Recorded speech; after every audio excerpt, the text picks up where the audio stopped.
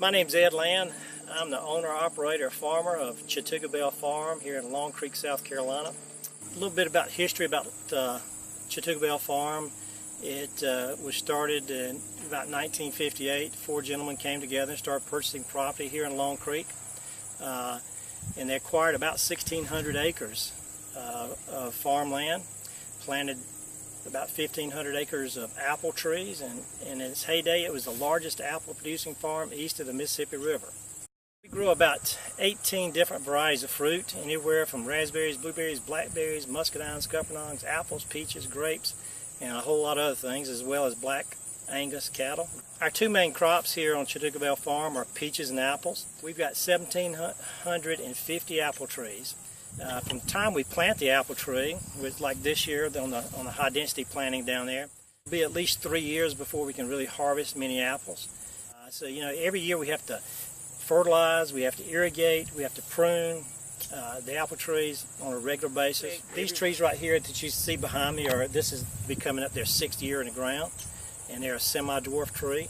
And this is where we get a lot of our apples that we send to the schools. When apples mature on the tree, we check, we'll pull that one apple, we'll cut it, get a little bit of juice out of it, and we do what's called a Brix test. We test the sugar content on that apple, and when it reaches about 10 to 10.5 Brix, then it's ready to pick because the sugar content's up.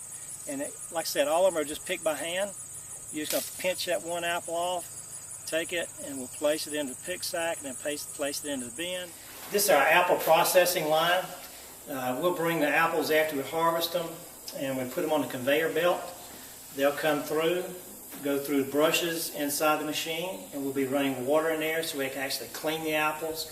Any residue or dirt that might be on there, we'll brush off. Then as it comes through the processing line, it comes over to the absorbers that dries the apple. Then we have two different sizes. We pull out the small apples at the first sorter, and they'll run down the trays. We'll place those in the boxes. And then the next size are actually the school size of 125s, we call them. And that comes out on this line right here.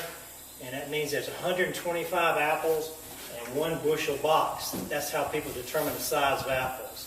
So after we get through processing the apples over there, grading them, sizing them, and boxing them up, we'll bring them to the walk-in cooler over here and place them in the cooler where we have apples already. And we try to keep it at about 38 degrees. The colder you can keep an apple, the better it's going to be. Even down to 35 is okay, as long as it doesn't freeze, and then it prolongs the life of that apple.